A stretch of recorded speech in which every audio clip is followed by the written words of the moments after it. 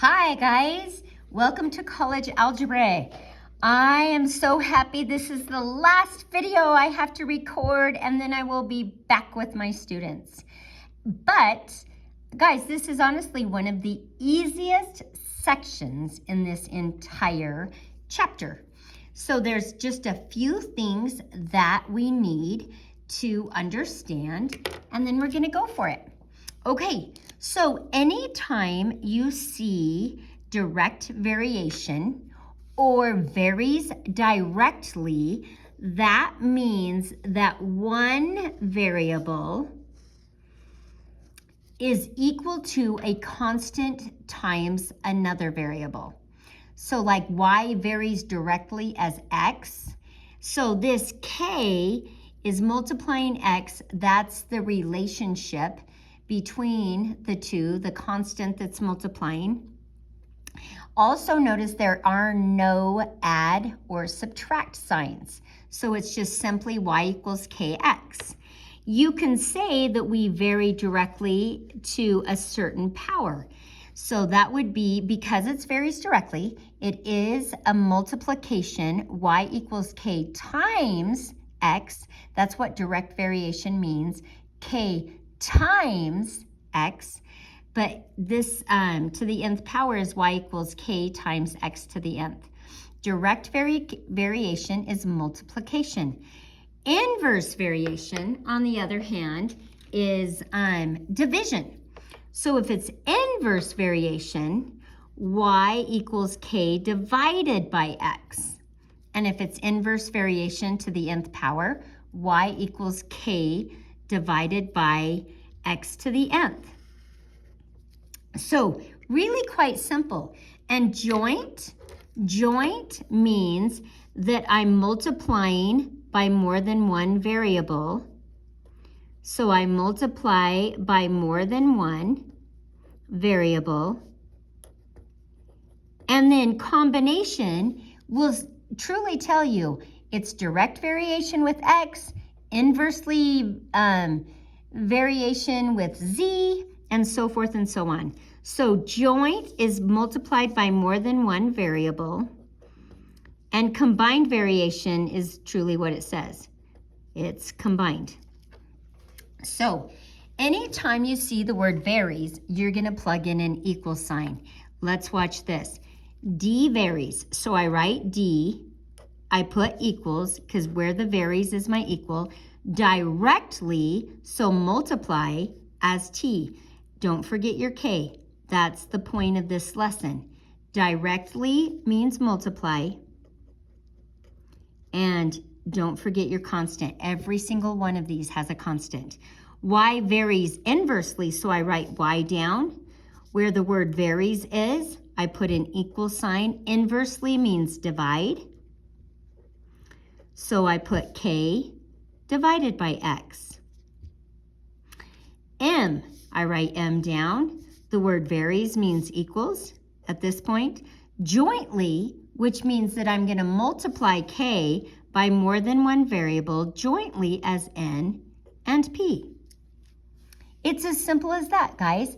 But you have to know that direct means multiply and inverse means divide.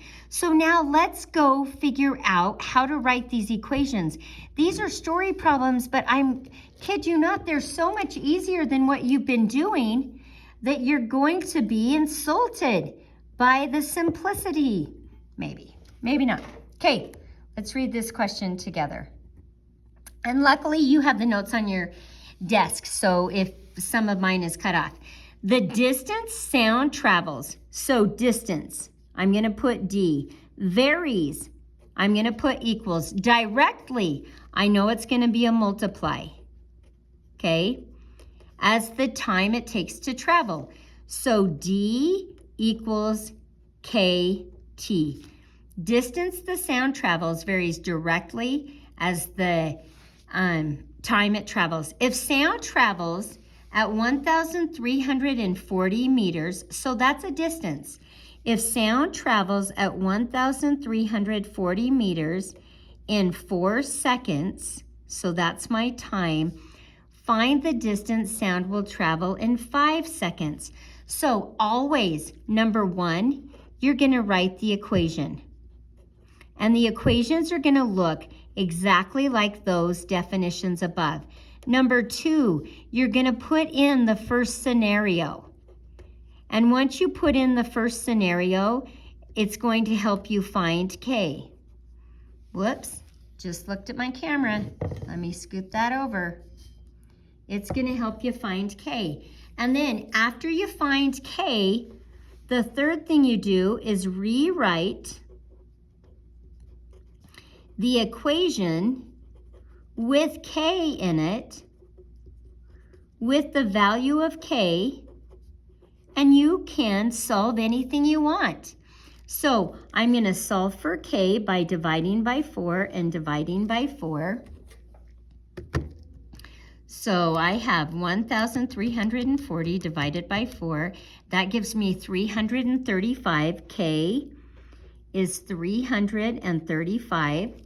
And so that's my, write the scenario, find K, rewrite the equation, and plug in any value I want for T. So 335 times 5. In 5 seconds, sound will travel 335 times 5. Sound will travel 1,675 meters.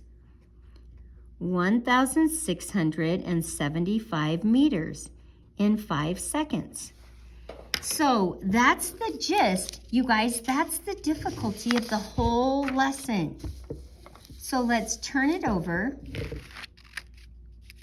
and do the other examples that I have for you on the back. And again, you may not be able to see the entire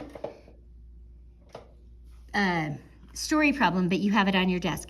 The distance S, so it's defining S as distance, that an object falls from rest, neglecting air resistance, varies directly, so equals K. And it varies directly as the square of time T, so T squared. So directly means multiply the square of time T, T squared, that it has been falling. So there's my equation. Here's my scenario. If an object falls 64 feet, remember my distance was S, in 2 seconds, so 2 squared, my T was 2, and I solve that for K. So I have 4 times K, divide by 4, and K is 16. Now rewrite the equation. S equals 16 times T squared. So if an object falls 64 feet in 2 seconds, how far will it fall in 10 seconds? So I write 16 times 10 squared, which is 16 times 100.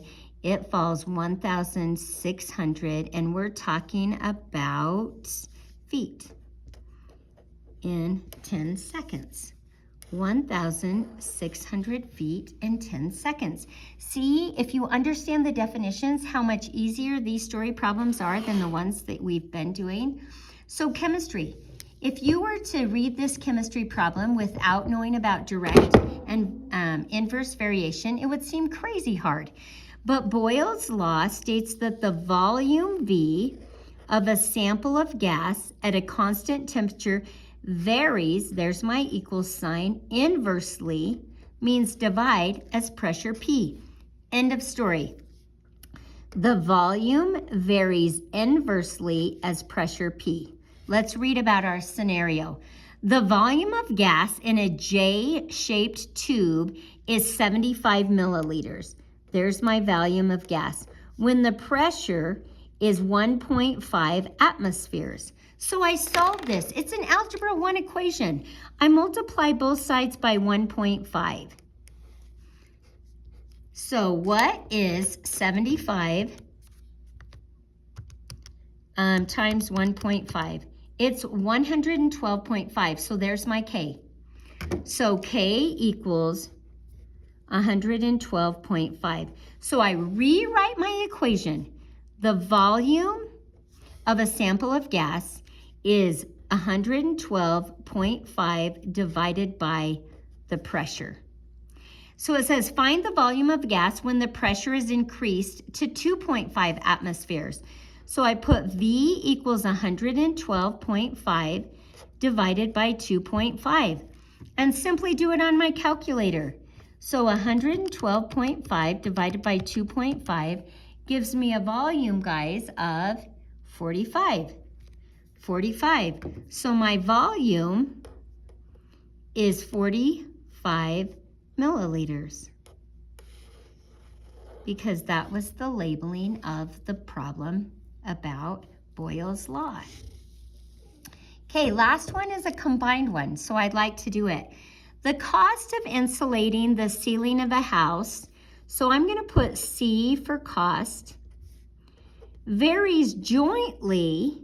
So jointly means multiplied by more than one, as the thickness of the insulation, so T is thickness, and the area of the ceiling. So I'm going to put big A for area.